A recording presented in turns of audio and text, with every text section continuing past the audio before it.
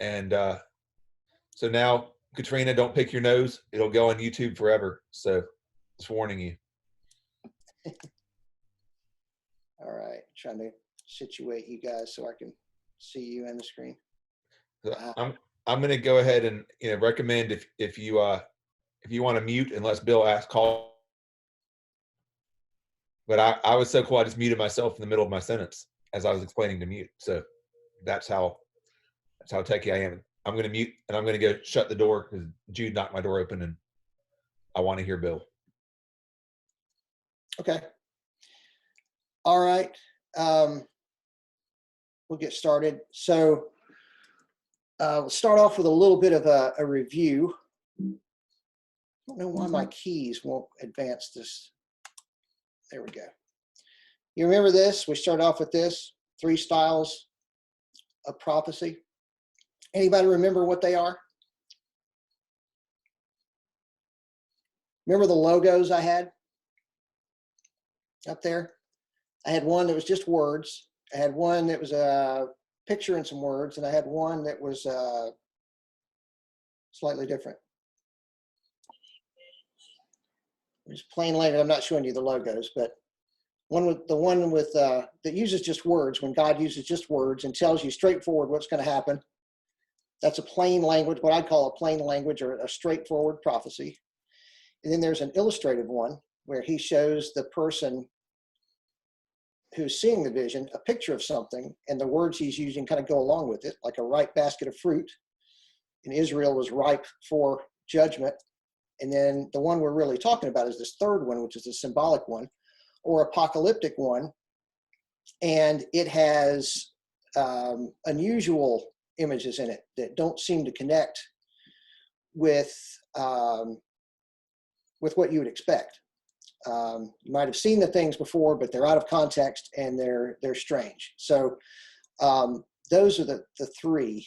And the apocalyptic ones are the ones we're working on. And I talked about it had 7 characteristics, and I believe we talked about 5 of them.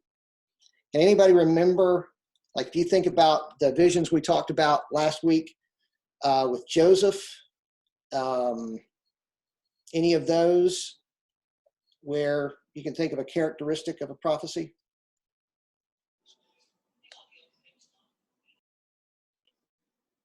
What does the person say when they've had a dream?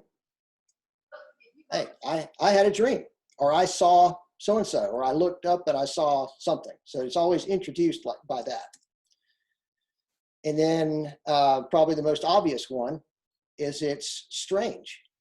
A natural behavior of things, like the wheat bowing down, the sun, moon, and stars bowing down. Those are familiar objects, but they're doing unfamiliar things. And what God's trying to get across is that they have the quality of these things. They don't look like the things, but they have the quality of those things. And that's how he's trying to communicate. It uses familiar things like wheat, and the baker saw baskets of bread on his head, and the cupbearer saw grapes and Pharaoh's cup, things like that, that are familiar. But it's not really about those things. In those 2 particular visions with the baker and the cupbearer, it was about one of them is going to be executed and one of them is going to be free. And so those symbols represented different things for them. And the 5th one we talked about was there's a repetition of things. It seems to be the way Hebrews, at least the way it's presented in the Bible, they'll present something and then they'll present it again in a slightly different way to give you a different angle. And the apocalyptic dreams and visions seem to work like this. They don't seem to, like if you remember Pharaoh's dreams of the cows and the wheat, he didn't have 2 dreams where one event follows another event. He had 2 dreams about the same event. So it's not a chronological sequence of things. It's just a repetition of the same thing in a different, using different imagery. So, and that reminded me of one other example of this, where there's a repetition in the Bible and not a sequence of something. Genesis 1 and Genesis 2. A lot of people say Genesis 1 and Genesis 2 are contradictory versions of the same event. That the order of things in Genesis 2 is different than Genesis 1. But that's really not it. It's Genesis 1 is the creation of everything, right? It's the whole universe, the earth and the stars and everything. And then Genesis 2, what it's really talking about is the garden, life in the garden. It says, I think that the controversial part is that before any thing sprung from the ground in the field, God created Adam. And that's not the way it happens in Genesis 1. In Genesis 1, the earth is created, and then animals and a lot of other things, and man is at the last. But what it's talking about in Genesis 2 is not vegetation, overall vegetation. It's talking about herbs of the field that man would plant, a field, not a continent. So it's zooming in on where Adam would live. And that's why it mentions before there was any herb of the field, because Adam hadn't worked the garden. He hadn't, and God hadn't created Eden yet. So that's what it is. It's you get a big picture and then a close-up picture. But they're describing the same event, okay? All right, so let's start off with, here's another dream. Let's start off, this is a quick one just to get you warmed up here. And I guess we'll start with Kevin, maybe, if you want to read this next one. This is from Judges. And this one, a lot of times people forget about this one. But this has to do with Gideon. And if you remember, Gideon is the one who God called on to protect Israel from the Midianites. So this is what this dream is about. Gideon arrived just as a man was telling a friend of his a dream. I had a dream, he was saying. A round loaf of barley bread came tumbling into the Midianite camp. It struck the tent with such force that the tent overturned and collapsed. His friend responded, "This can be nothing other than the sword of Gideon, son of Joash, the Israelite. God has given the Midianites and the whole camp into his hands." Okay.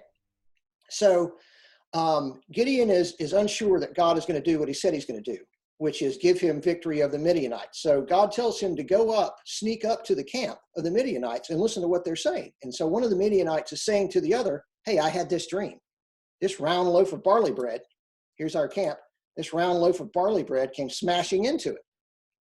And what's amazing is the other guy knows exactly what this is, because he says this can be none other than the sword of Gideon. And up until this time, Gideon didn't have a big reputation, although they must have known about him some, because in the verses just before this, he's starting to put people together to gather an army. But it's funny that they immediately saw that as representing him, even though a loaf of bread doesn't look anything like the leader of an army.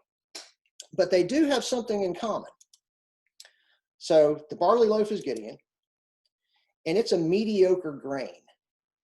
Okay, compared to wheat, it's cheaper. If you look in 2 Kings, there is a severe famine, and Elisha, the prophet, tells the king, by tomorrow, the wheat will be selling at twice the price of the barley. In other words, the famine is going to break, and you're going to have food again, although it's going to be very expensive. But the wheat was valued as twice as much as the barley. So the barley was kind of a cheap grain. So what does this have to do with Gideon? When we find Gideon, he is threshing wheat in a wine press.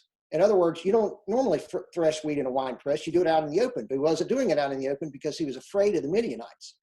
So he was not an outstanding commander or soldier or warrior until God made him one. So Gideon had mediocre status, just like the bread had mediocre quality. Does that make sense? So he wasn't special until God turned him into something special. So that's why he was pictured as a round loaf of barley. Pretty humbling picture, but nonetheless, God used him in a big way. So that's a quick one. Now, obviously, you see some things, some characteristics of this dream that are very much like the ones we've already seen. But what is one thing that this one does not have that the others we just talked about have? What characteristic?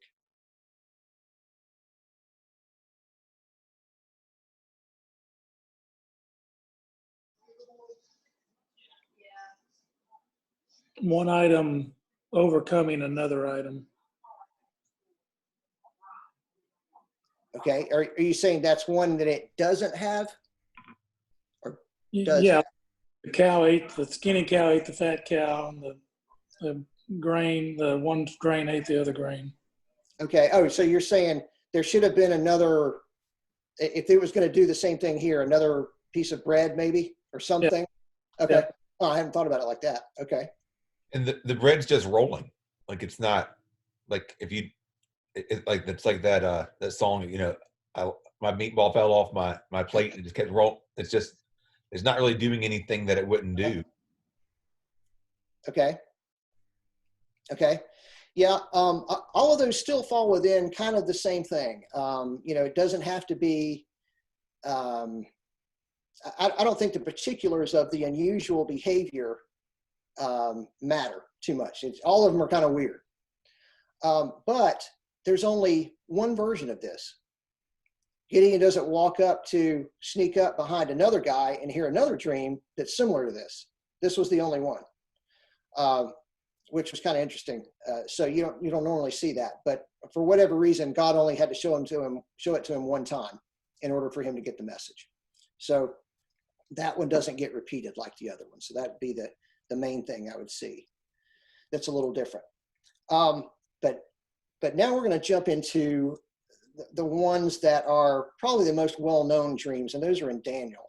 And Daniel really ought to be made into a movie. I mean, everything happens in Daniel. You know, the fiery furnace and the lion's den and the writing on the wall and these bizarre dreams. And the dreams are what hold the book together. They string them. They start in chapter 2 and they go all the way pretty much to the end. And it's Daniel's dreams and Nebuchadnezzar's dreams, and they all kind of work together. One flows out of the other. So I wanted to read some of these because they have a real connection with Revelation, especially the things they talk about and the predictions they make. We're not going to talk about every chapter of Daniel because it can get it's hotly debated. Especially when people are thinking about end times, and is there a prediction about, you know, what Daniel says in some of this that applies to an end time, a God returning and Jesus returning in our time frame, that sort of thing. But you don't have to go there to still get a lot out of it that applies to Revelation in the first place. So Carla, you want to read this next one? This is Daniel 2, and this is the dream that Nebuchadnezzar had that none of his sorcerers or magicians, whatever, could interpret, because number one, he didn't even tell them what it was. He told them, "Tell me what dream I had," which was smart. He called them out as being frauds from the beginning. But then he finds out about Daniel and tells Daniel this dream. Your dream and the visions that passed through your mind as you were lying in bed are these. Your Majesty looked, and there before you stood a large statue, an enormous, dazzling statue, awesome in appearance. The head of the statue was made of pure gold, its chest and arms of silver, its belly and thighs of bronze, its legs of iron, its feet partly of iron and partly of baked clay. While you were watching, a rock was cut out, but not by human hands. It struck the statue on its feet of iron and clay and smashed them. Okay. All right. And Brian, you want to read that one? This is Daniel's interpretation of that.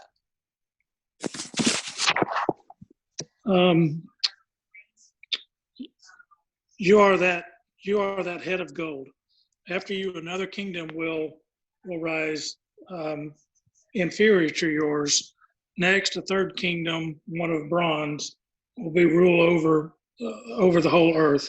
Finally, there will be a fourth kingdom, strong as iron, for the iron breaks and smashes everything. And as iron breaks things to pieces, so it will crush and break all of the others. Just as you saw that the feet and toes were partly of baked clay and partly of iron. So this is a divided kingdom. And as the toes were partially iron and partially clay, so this kingdom will be partially strong and partially brittle. Okay. Sorry. Okay. So that's the interpretation of the dream. So this statue represents these kingdoms. All right. So the first one was a head of gold. All right. And Daniel tells Nebuchadnezzar, you are that head of gold. In other words, you're the king of Babylon. Okay. So you're that head of gold. And then after you, another kingdom will rise. And that kingdom was represented by, show it here. Yes. Okay. That kingdom was represented by the chest and arms of silver. Okay. This is Medo-Persia. All right. It's a combination of Media and Persia. That's the kingdom that followed, that conquered Babylon.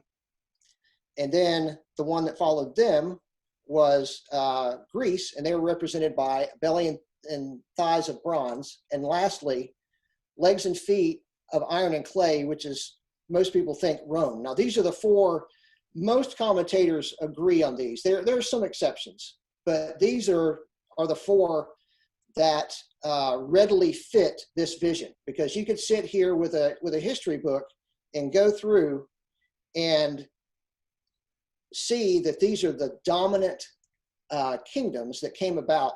And why they're relevant to Daniel, it's not just that God is giving Daniel a look into the future. For us, it's kind of a history lesson, because we look back when we see, yes, this is exactly how it happened. But it's relevant to Daniel because these kingdoms are the ones that controlled Israel.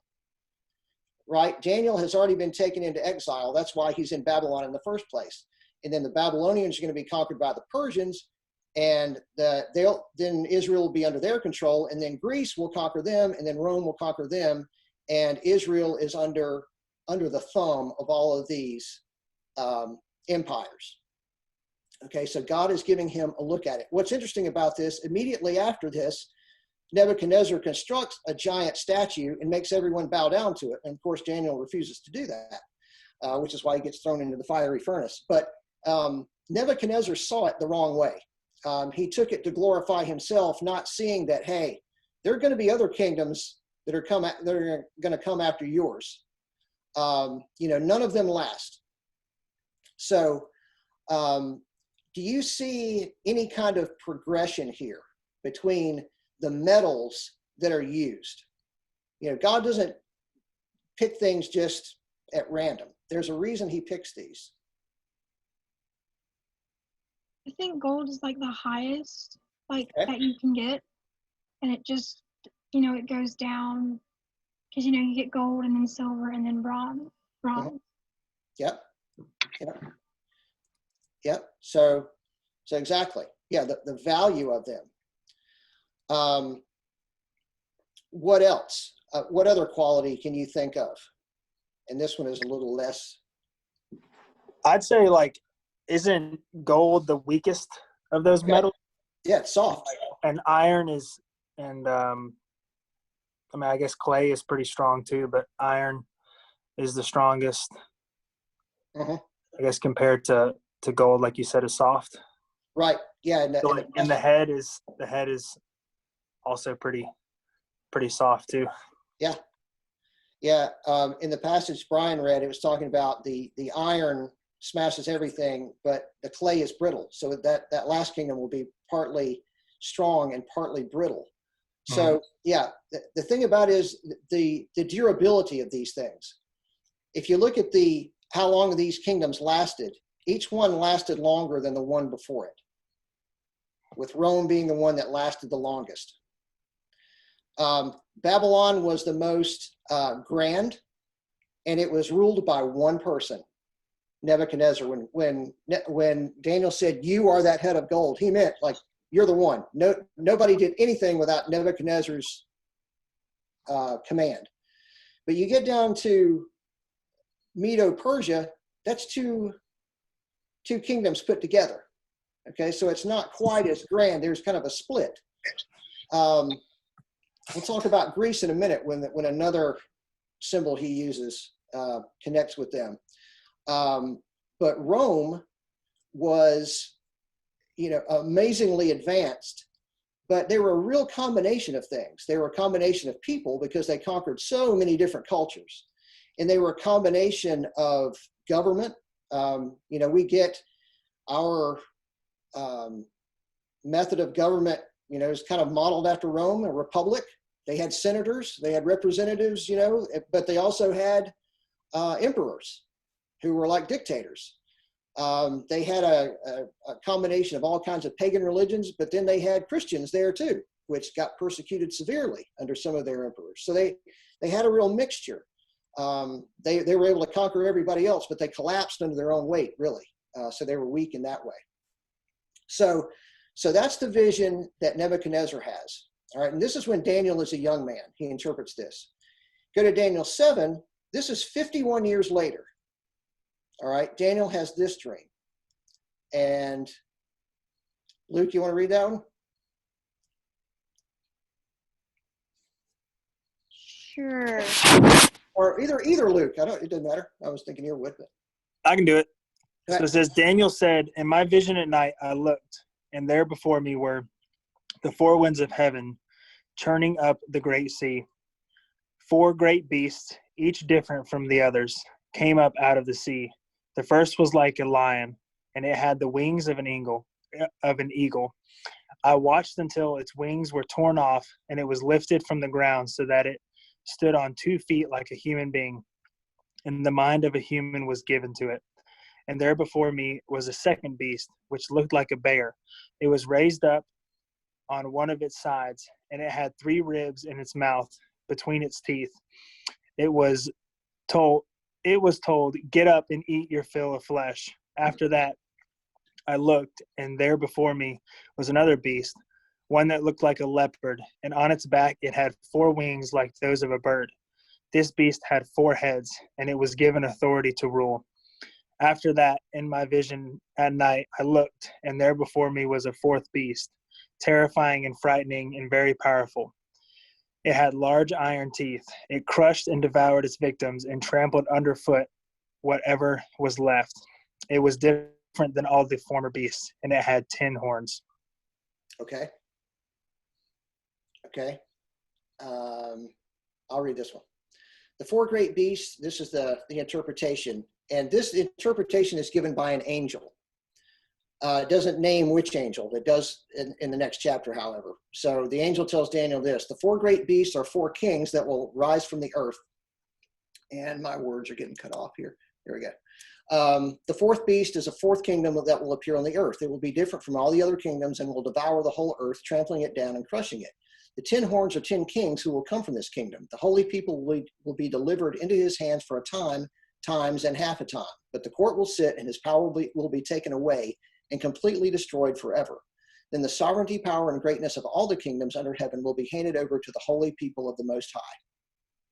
Okay, so that is the interpretation. The 4 beasts are 4 kingdoms, and I'll put them together with the last vision. Okay, the first beast is the winged lion. And again, it's generally accepted that this is Babylon. Okay, and the next one is the bear. It's raised up on one side. It has 3 ribs in its mouth, and that's Medo-Persia. The third one was the 4-winged, 4-headed leopard, which is Greece. And the last one, which is probably Rome, but there is debate about this, whether this is Rome or whether this is an empire that rises, say, in our time, that's sort of like Rome, that's made up of a combination of 10 nations that will rule the earth, okay, in an evil way. But do you see any similarities between, well, the first one you probably won't. Let me go ahead and do the winged lion, which is Babylon. What is a lion as far as animals go? What sets it apart from anything else? King of the jungle. Yep. Yes, supreme. It has dominion. Even in Scripture, Judah, the son of Jacob, that the tribe is named after, he's called a lion cub, and Jesus is the Lion of Judah, and Judah was the largest tribe. And when Israel is divided into two nations, the southern half is called Judah, so it's the dominant one. So the dominant creature is a winged lion. Winged lions are not really known for speed, but wings would give it speed, and wings would allow it to cover a lot of ground, which is what Babylon did. They conquered a lot of countries and took control of them, and so those are the kind of characteristics they had. They were overpowering, and they had a far reach. This next one I think is one of the most interesting. What do you see? Is there anything about the chest and arms of silver and the bear raised up on one side that has any common ground? If it's raised up on one side, how many sides does it have? 2. Okay, so if the chest and arms of silver, 2 arms, Media and Persia, that kind of makes sense. Chest and arms of silver represent them, and a bear raised up on one side. Okay, one side is dominant, and that would be Persia. Persia was the dominant nation between the two, Media and Persia. So the bear is raised up on one side, has one side that's dominant. The ribs are probably some other conquest that Persia made before, or actually probably one of them is Babylon. But they're probably conquests that Persia has made up to this point. So you get that duality between the statue and the animal as well. What about a bear? What makes a bear distinctive as far as its behavior?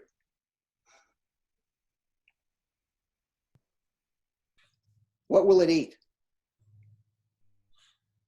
Meat or Anything. Anything. Yeah, anything in your camp, anything it smells. Yeah, it'll eat about anything. And it's ferocious when it's defending what? You don't want to see a little bear cub running out to you, do you? Yeah. And say, "Oh, that's cute," and pick him up and pet him. Yeah. No, I mean they're incredibly defensive. So Persia was kind of like this. They had an appetite. The Persian Empire stretched all the way from the Mediterranean to India, which is a long way. They had a huge amount of land. Okay, so they just gobbled it up, and they're brutish. Okay, it's not as grand as the winged lion. Okay, it's just brute force, which is how they took over things. The next one is Greece. I don't know anything about the connection between the bronze and the animal, but the animal says a lot about it. What is there about a leopard that's unique? Speed. It's Okay. fast. Leopards are the same. What? No two leopards are the same. Huh, that's interesting. Okay. It's like their prints. Yeah. Yeah, that's a good point, because there's some thought about the spotted nature of it as well as Rome. I'll talk about the animal in Rome here because it's not described here, it's described in Revelation. But the spots indicating a variety of composition, different cultures maybe in there.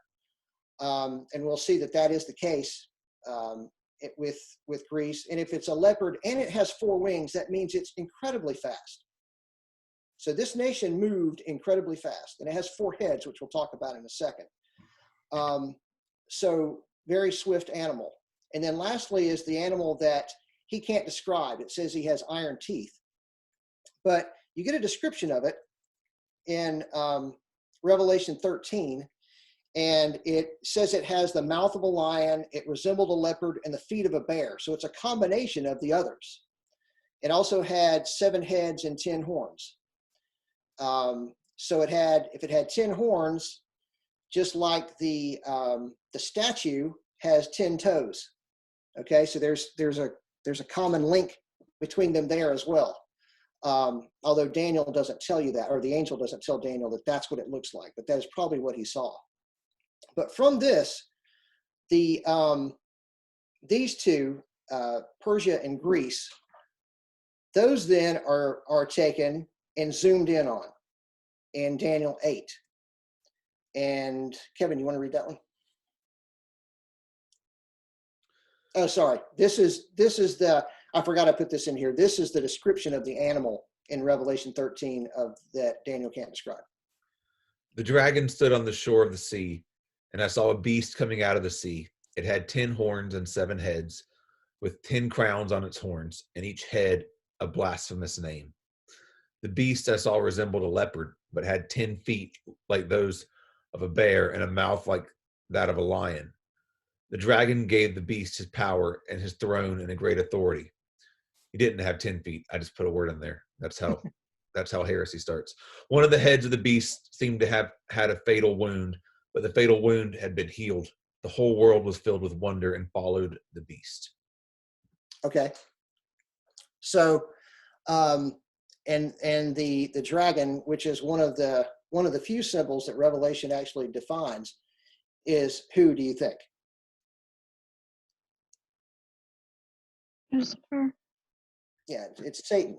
So this creature is given power by Satan. So it's a nation that is ungodly. Okay, and one of its heads, which we'll see here in a second, could be a leader, seemed to have a fatal wound, but the fatal wound healed. And there's speculation here. I'm going to go ahead and throw this in here. If this head is a leader, and this creature represents a kingdom in our time, is this leader the Antichrist?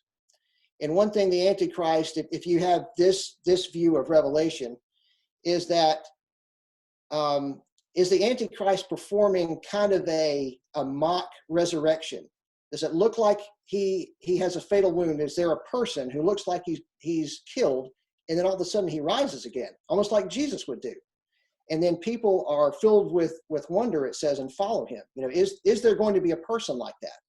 Okay, that is empowered by Satan, that takes over the whole earth and has a combination type of kingdom like this? That's one view. The other view is this just another kingdom? Is the beast a kingdom? Because we'll see in a second that sometimes a head is a kingdom and sometimes the head is a leader. Is this just the revival of Rome? If this is Rome, if it's Rome in Daniel, is it also Rome in Revelation? There were times when it looked like Rome was about to fall. Right after Nero, the evil Emperor Nero, the 3 emperors or Caesars right after him only lasted a few months each, and it looked like Rome was about to fall. So if you see the head of this beast as a nation, you would say, oh, it received a fatal wound, but it recovered, because then finally a successful Caesar took over and lifted Rome out of its what appeared to be disaster. So it depends on how far you think Daniel is being shown the vision. Is he being shown something just as far as Rome, or is he being shown something in the far future that may be in our time or even past our time? Okay, just a couple of ways to look at that. That combination beast is up for debate. But the sixth characteristic that all of these things represent is the visions are divide time, people, places, and events into groups. Okay, there were 4 animals, 4 beasts, and there were 4 parts of the statue. And in the baker's dream, there were 3 baskets of bread, and there were 3 branches of fruit of grapes in the cupbearer's dream. All of those things are divided into little sets of things. You see that over and over again. in Revelation, the one that's easiest to remember is the four horsemen of the apocalypse. That's a group of four. So that happens over and over again. It's just the way things seem to be organized. So that's a sixth characteristic. Daniel 8 picks up on Daniel 7, and it highlights those two kingdoms I had circled, which is Medo-Persia and Greece. And this is what Daniel saw. Carla, do you want to read this one? In my vision, I saw myself in the citadel of Susa, in the province of Elam. In the vision, I was beside the canal. I looked up, and there before me was a ram with two horns standing beside the canal, and the horns were long. One of the horns was longer than the other, but grew up later. No animal could stand against it. It did it as it pleased and became great. As I was thinking about this, suddenly a goat with a prominent horn between his eyes came from the west, crossing the whole earth without touching the ground. I saw it attack the ram furiously, striking the ram and shattering its two horns. The ram was powerless to stand against it. The goat knocked it down to the ground and trampled on it, and none could rescue the ram from its power. Okay. And then this is the interpretation of the dream given by the angel Gabriel. And whoever wants to read that one can read it next, or I can read it. I'll read it. And I heard a man's voice from the Ulai calling, Gabriel, tell the man the meaning of the vision. And he came near. As he came near the place where I was standing, I was terrified and fell prostrate. Son of man, he said to me, understand that the vision concerns the time of the end, in the time of wrath. The two-horned ram that you saw represents the kings of Media and Persia. The shaggy goat is like the king of Greece, and the large horn between his eyes is the first king. The four horns that replace the one that was broken off represents four kingdoms that will emerge from his nation, but will not have the same power. Okay. All right. So this is Gabriel, the same Gabriel that announced that Mary was going to give birth to Jesus, and that Elizabeth was going to give birth to John the Baptist. And if you want to see, what an angel is like, or kind of how they operate, this is a great place to start, because Gabriel starts talking here. This is in chapter 8. And I'm betting that he's the one that told Daniel what the dream meant in chapter 7 about the beast, but it doesn't tell what name the angel has there. But in chapter 8, 9, 10, 11, and 12, Gabriel talks, and it's mostly him. Okay. So, we think we don't hear a lot from angels. They just give, bits and pieces of information, just quick messages. But Gabriel is given a lot of information that he shares with Daniel. It's interesting. And every time Daniel sees him, well, several times, he's just overwhelmed from what he looks like. So the one thing I wanted to point out here before we get into the beast is when he says the time of the end and the time of wrath. Now, if you first read this and you were thinking end times, you might think, oh man, this dream represents the end times. So these animals, the goat and the ram, must represent some kind of kingdoms in the end times. But they don't, because he tells you it represents Medo-Persia and Greece, which is not end times. The time of the end compared to what? The time of the end of Babylon would be one way to look at it, but it's definitely not the end when Jesus comes back, like the end of time. So that kind of language, that kind of lofty language is used a lot of times when it sounds like the ultimate end of something, and it's not. Okay, because he clearly gives you why it's not there, what these kingdoms are. So in the dream of the four beasts, Medo-Persia was the bear, Greece was the winged leopard. And here, Medo-Persia is a ram, that had one long horn and one shorter horn.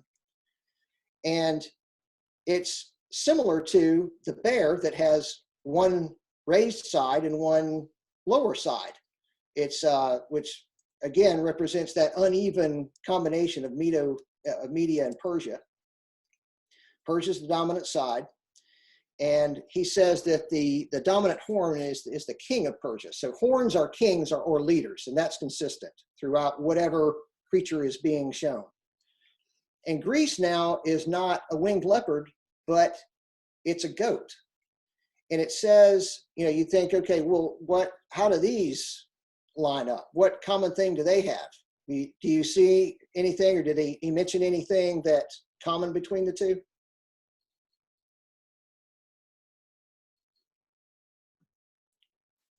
Speed.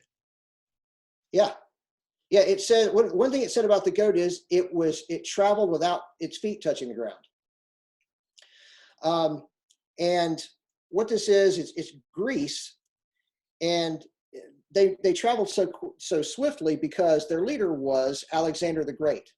It says that the horn is the first king. Now, Alexander was not the first king, was not the first Greek king. He's from Macedon, and his dad was a king. Philip of Macedon was a king, and there were other kings before them. But he was the first one to conquer Persia and have world conquest. And he did it very quickly at a young age. In 12 years, he conquered everything that was in front of him. Okay, so there was nothing like that. So he is the horn on the ram. And when he fought the Persians, it says the ram's horns were smashed. And there's a battle. This is a famous battle in history called the Battle of Gaugamela. So it would be in Iraq, modern day Iraq today. And Alexander the Great was outnumbered something like 10 to 1 or 20 to 1. He had about 30,000 troops, and Persia had about anywhere from 300,000. You hear different things, 300,000 to 600,000. And Alexander the Great beat him. And if you want to see how he did it, there's several YouTube videos that are animated that shows how his army worked around the Persian army and defeated them. It's a classic battle tactic that he used. Luke Wiseman and Kevin Wiseman sounds like something y'all could do together. Yeah. So anyway, that's a pretty interesting moment in history. But that is a well-known battle in which Persia was crushed. So, and the king that Alexander crushed, that horn, was Darius III. Okay, just happened to be the one at the time. So what happens then is you get these, we go back to these four heads of the leopard, and this horn, the large horn is broken off and four horns take its place. Okay, now we've already said that horns are leaders. And in the leopard, the heads are leaders as well. So there's a commonality between those two. And what happened when Alexander the Great, he died young, and he didn't have any descendants. He actually did have a son, but he was young and did not get a chance to become the leader of Alexander's empire. So his empire went to four generals. It was divided up four ways. So that's why you get the four heads and the four horns. Those are four generals that took over. And we hadn't read this, did we? Okay, I'll read this. The goat became very great, but at the height of its power, the large horn was broken off, and in its place, four prominent horns grew up toward the four winds of heaven. Out of one of them came another horn, which started small, but grew in power to the south and to the east and toward the beautiful land. It grew until it reached the host of the heavens, and it threw some of the starry host down to the earth and trampled on them. It set itself up to be as great as the prince of the host. It took away the daily sacrifice from him, and his sanctuary was thrown down. So, so you had those four leaders, and they fought amongst themselves over Alexander's empire. None of them were as great as he was, and none of them could sustain the authority that he had. So they fought amongst themselves. And after they did this, there was one horn that came from among the four, and which is another leader. And it says, the horn grew toward the starry host. Okay, so the horn was the little horn that started small was this guy. And his name is Antiochus Epiphanes, who is a very evil Greek leader. His name means God manifest, or God in the flesh. That's what he thought about himself. He was psychotic. It was about the best word I can think of for him. He would go out in a rage and go into battle and take over whatever he thought he could get. So, and he is generally considered by Bible commentators to be the little horn, because when it says he grew up toward the starry host, what are the starry hosts? Well, if you look in Revelation chapter 12, it says that the dragon, which is Satan, his tail captures a third of the stars and throws them to the ground. And a lot of people, and you may have heard this, believe that that is talking about Satan bringing a third of the angels down to be on his side, a third of the angels falling. I don't know about that. I think there are more instances where the stars, now if you think about where have we heard stars before in a dream? And Daniel. Joseph. Yeah, Joseph's brothers, who would become God's people, right? They would become the tribes of Israel. And it says he threw them down to the ground. So I think the stars are God's people, believers. Antiochus was known for desecrating the temple and persecuting Jews viciously.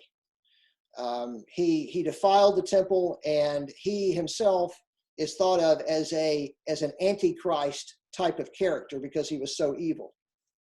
So he's the one that assumed power and dominated the Jews after these four other generals really didn't take Alexander's kingdom any further. So then you get to Daniel 11, and Luke, you want to read this one? I turned my phone, hang on. Okay. Now then I tell you the truth. Three more kings will arise in Persia, and then a fourth. Then a mighty king will arise, who will rule with great power and do as he pleases. After he has arisen, his empire will be broken up and parceled out toward the four winds of heaven.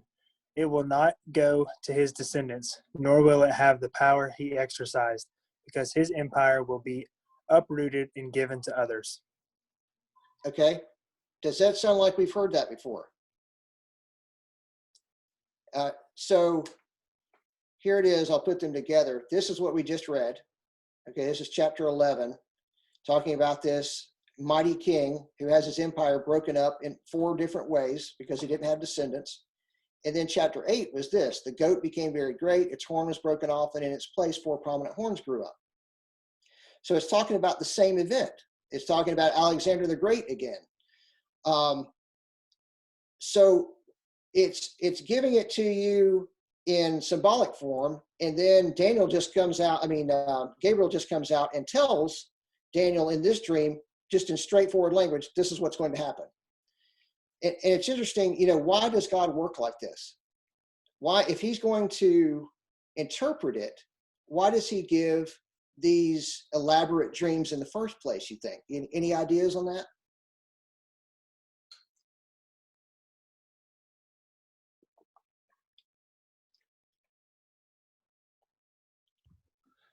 I've never thought about that, Bill. Yeah, it's Hey, can you repeat the question one more time?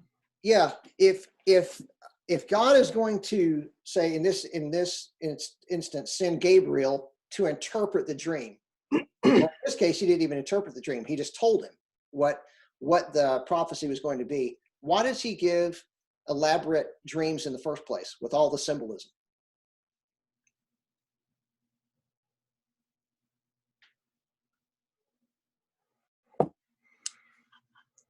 Well, in the New Testament, things were given unclearly for the Jews who were kind of didn't have ears open and willing to listen. Why he would do it in these instances, I'm not really sure. Mm-hmm. Yeah, it's interesting. Carla's kind of getting at when Jesus would say, "Those who have ears to hear, let them hear." The people who really wanted to know what he had to say would find out like in these parables, the disciples asked him, "Why do you speak in parables? Why don't you just tell them?" And so he kind of filtered out those who were really willing to listen and those who weren't. That may be one reason, but it's only being told to Daniel at this point, and he's obviously a God follower. I think maybe one reason is that pictures stick. It has an impact. After Daniel sees some of these, if you read the passage, he's unable to walk. I mean, who knows what this really looked like, but it had an incredible impact on him.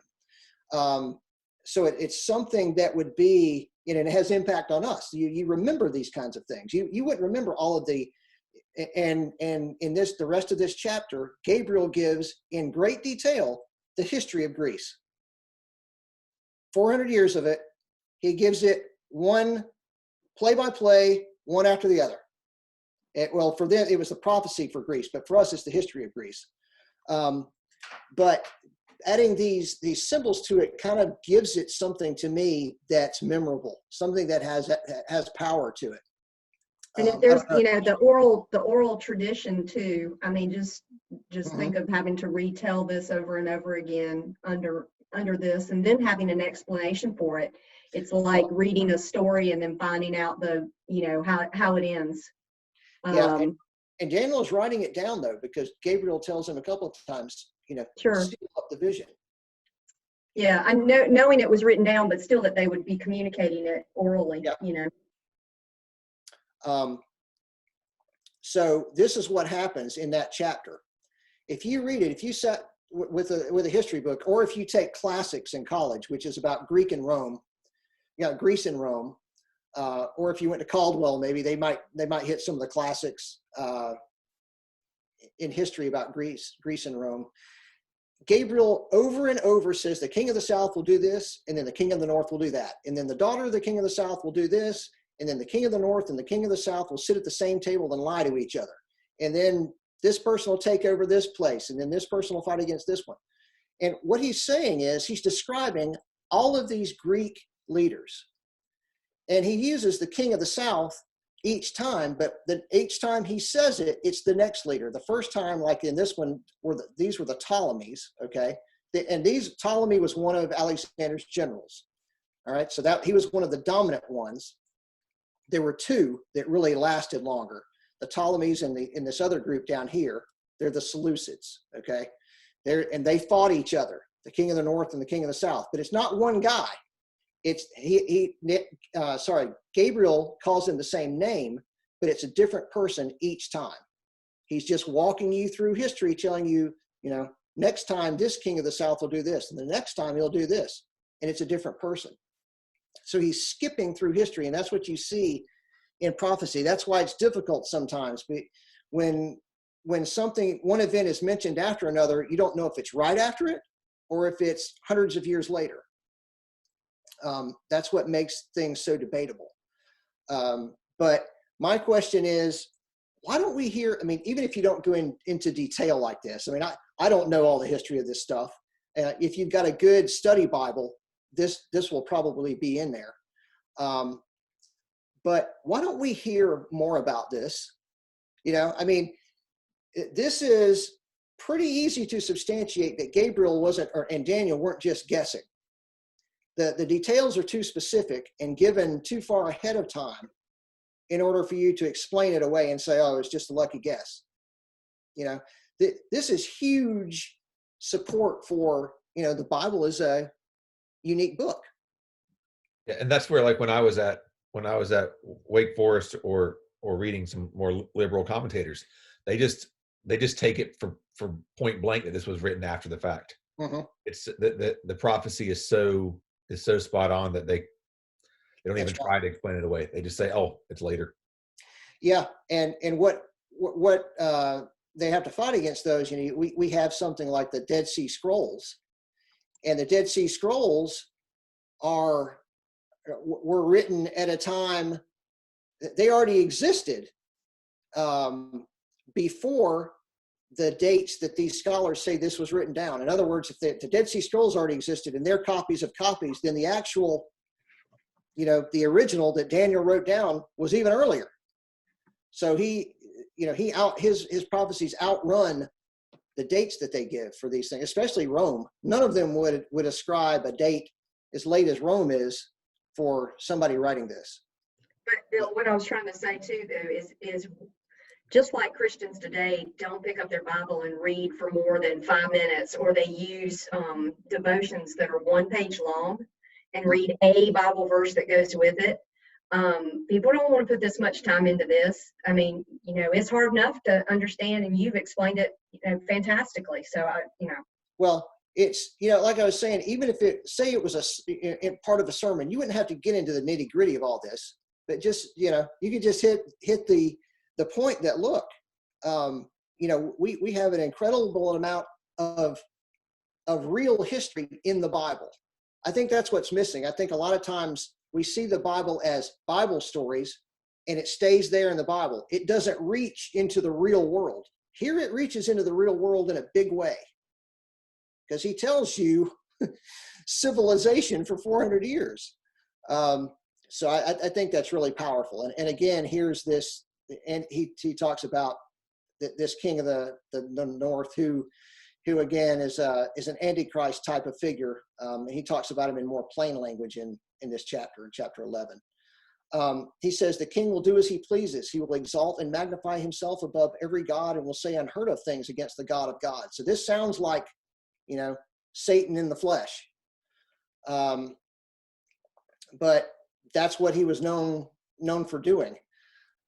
So again, is it talking about him or is it talking about someone in the future? So this is what happened. Here's the summation of this. In chapter 7, you get the 4 beasts. And in chapter 8, you get a repetition of 2 of the beasts in a different way, slightly different animals, same qualities. And then from that, one of the beasts is zoomed in on, like the 4 horns that took over after Alexander. And then from those, you get the little horn and the evil guy, Antiochus. And then chapter 11 is just in plain language, all of these things. So you get a lot of repetition. This is a classic, fully developed apocalyptic style, you could say, because it's not chapter 7 isn't one event and then chapter 8 is another event. It's the same event, but more details of that event.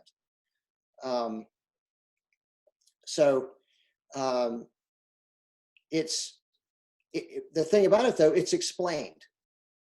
At least we get an interpretation of it here. Gabriel explains all of this to Daniel. Now, the next step would be, if you wanted to go further, would be to go to Zechariah. The minor prophet book. It's not that long, but he has, I think it's seven visions. But you can just look at a couple of them. They're not explained. It's almost like God gives you a little practice. You start off with the simpler dreams that Joseph had and Pharaoh had, and they're explained. And then the ones Daniel had are more involved, but at least they're explained. And then you get into Zechariah, and they're strange just like these are, but they're not explained.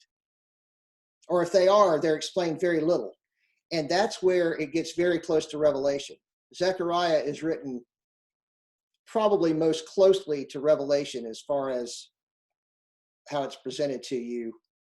And you really have to, at that point, then you have to look back at what's already been given in Scripture, because it all draws on earlier things in the Old Testament. God doesn't just throw it in there and say, guess at it. He gives you something, but you have to work for it. and it's very, very hard to pin something down. You can get probably pretty good guesses on some things, but it's hard to say, oh, I definitely know what that means. The more important thing is to read it the right way. Okay. So, if you wanted to do another one, I would do another one. I am out next week. We're out of town. But it's up to you. I mean, that's Yeah, I mean, next. I'm enjoying myself a lot. And next week is Memorial Day, also, so That's right. it would probably be one where we're fighting an uphill battle. I have a feeling there's gonna be a lot of people heading to the beach and the mountains. Mhm. But let's talk about. I'm definitely. I think this is really helpful for me, because I haven't thought about a lot of these things in a long time. So this is great stuff, Bill. This is. I'm gonna push this on YouTube this week. Encourage people to tune in, because this is the part that we skip over. And I think what you said is so important. It's we don't want to do. We want to take the easy answer and the quick answer. And like Carla was saying, like we want to read it. The 5-minute devotional, and you can't. These are the things that in a 5-minute devotional here and there, or 2 verses at a time, you can't get to this stuff. And that's why we get so confused with large portions of the Bible. Right. Yeah. It seems like if God went to all this trouble, I mean, he went into a great deal of creativity to give this stuff to us like this. So, maybe we should read it. Yeah. What about y'all? Some of you students, what do you? Yeah. Do you have any questions? I mean, we're just kind of, it's just a lot of content. It's very hard to boil it down and make it super easy, but you can follow it. And good on y'all for hanging in there. Yeah. And if you want I mean, I know Kevin will post the video, but if you wanted any of the notes or something, just let me know and I can send you any that you need.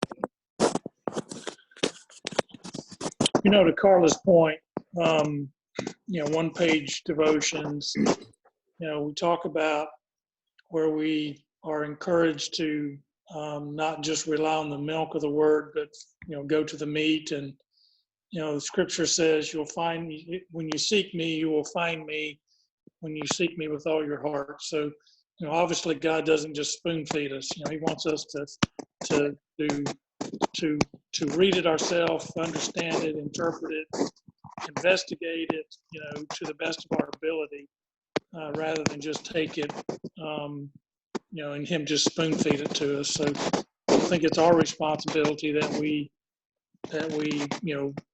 dive into it and truly seek him with all of our heart. That's truly what he desires. Agreed. Bill, I had a question, just to clear it kind of up in my head. When, because it was talking about like that one passage connected it to Alexander the Great. Uh-huh. So how long before was this written down, speaking of him? Daniel was in Babylon in the 500s, mid 500s, late or early and mid 500s BC. Yeah. And Greece, Alexander the Great conquered Persia in 331. So a couple hundred years. Daniel wrote it down a couple hundred years before it happened. And then, and then add another couple hundred before Rome gets in there. Persia was coming right up. Daniel would have been an old man by the time chapter 11. It was, I think I calculated 67 years from the time he interpreted the dream about the statue to the time he got all of this information about the king of the north and the south in Daniel 11. There's 67 years difference. Wow. In those. So And the lion, it's not like he got one of these every other day. It was over years that he got these. The lion's den happened under the Persians, right? Yeah. It wasn't Nebuchadnezzar. Yeah. Right. Yeah, and the writing on the wall. I mean, it was right after that. So. Yeah. Wow. And if you want another glimpse at Alexander the Great, Ezekiel 26, maybe, when it talks about the king of Tyre. Oh, not the king of Tyre, the fall of Tyre. Tyre was the coastal city in Lebanon, and it was torn to the ground, and the rubble was scraped out into the ocean. And why would you do that? I mean, that's going to a lot of trouble. Why, what Bill, happened? you're going to give the whole story away. You should say that. Well, I wasn't going to get into Ezekiel, but anyway. But yeah, read that. That he's in there, and he's never mentioned. I think Alexander the Great's never mentioned because God doesn't want him idolized. He's just another beast. So Yeah, that's awesome. We all, this was a fantastic discussion. Thank you so much for being here, and we will continue to benefit from this as I dive into God's Word in other areas. So thanks, Bill. Thanks, leaders, students. Good to see you, and hopefully we're seeing you in person again soon. Enjoy next week. thank you.